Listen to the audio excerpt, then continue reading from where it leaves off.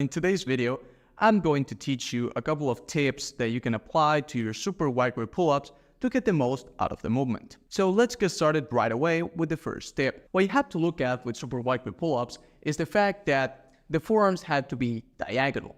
If you're doing a wide grip pull-up, you're going to realize that the forearms are vertical overall. But when doing super wide grip, regardless of how wide you grab, you want to look for diagonal forearms. And your absolute grip width, that is the measurement from one hand to the other, is going to be dependent on the individual. If you have very short arms, you probably can grab here, and that's going to be a super wide grip for you. If you have very long arms like I do, you're going to have to grab to both extremes of the pull-up bar to have a diagonal grip. And the wider you go, the more you're going to accentuate both the benefits and the cons of super wide grip pull-ups. So beware. So that's the first thing. The second thing is to use a thumbless grip and or straps. Basically with straps, what you're preventing is using a lot of forearms. And with regular pull-ups, I think that's a non-issue, because with regular pull-ups, what ends up happening is that you usually do it in reps of 6 to 10 with weight, and your grip, unless you're very weak and have to really work on your grip, it's not going to be an issue.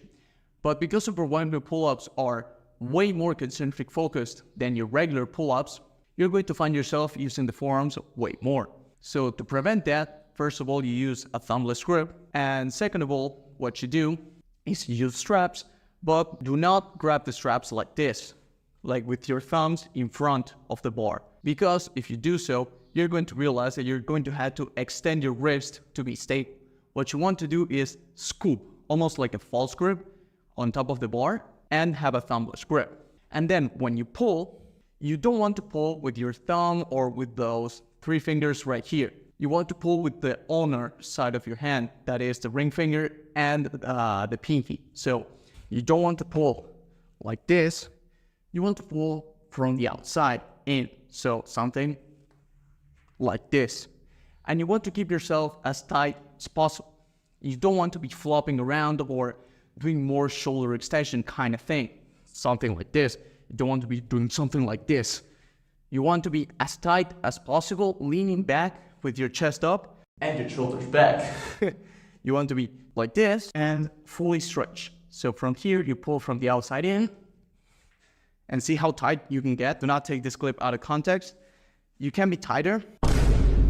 You really have to focus on pulling from the outside in. Also, another aspect to consider is where you dead hang. The good thing about super wide grip pull-ups, and I have made a video about this, is the fact that you work your whole back. In a way, it's a mixture between a pull-up and a row, because you get a good contraction and stretch on the upper back, and you get a good contraction on the lats. You don't get an amazing stretch on the lats due to the fact that the wider you go, the more concentric focused pull-ups become. So keeping that in mind, to bias the lats, you can try 2 strategies. The first one is to have what I call a pseudo dead hang. So a pseudo dead hang is basically you hang and then you scoop your shoulder blades up right here. You don't go all the way down and let your shoulders touch your ears. What you want to do is you hang like this, your first rep, and then you don't go all the way down.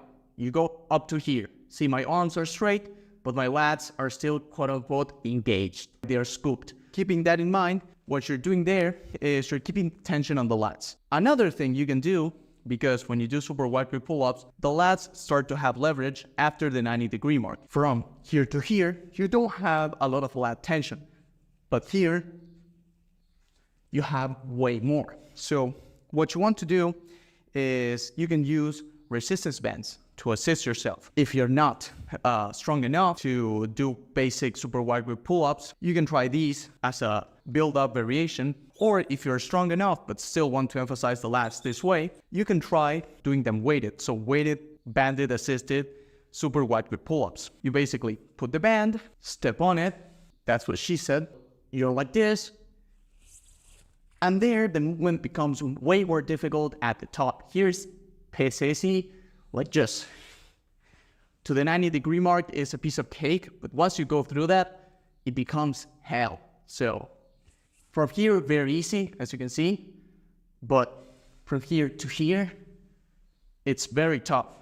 And if you do them weighted, I can't even imagine. That's what you can do to emphasize the lats. I would still personally just do LC chin-ups if you just want to target the lats. The forte of this movement is being able to generally work the whole back. That's for the lats. And now it's what I would like to say is the progression that I like to apply to this movement. You aim to get 8 to 15 reps on every single set with super wide grip pull-ups. Once you reach that point, I am not going to tell you to go weighted, because I want you to try first to do chest to bar super wide grip pull-ups, or at least clavicle to bar. If you think that you have mastered super wide grip pull-ups, I recommend you giving this variation a shot. Although it may not have as good of a stretch, the contraction you get and the disruption you get from this variation is unmatched. As I said, I recommend using straps, thumbless grip, scoop over, and you lean back. And then you either aim for the clavicle or the chest, so there, or I don't want to hit the mic, that's why I didn't go all the way up, there or there.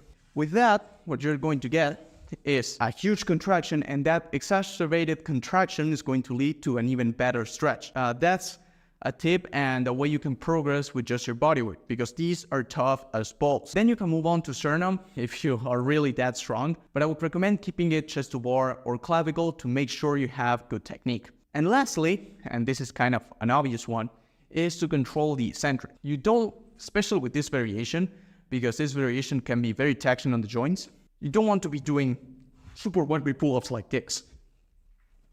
What you want to be doing is going up, squeezing, and then from there, instantly start going down, but very slowly. And at the bottom, what I like to do is actually sink. So I push myself alongside gravity to really stretch the rear delts and the teres major.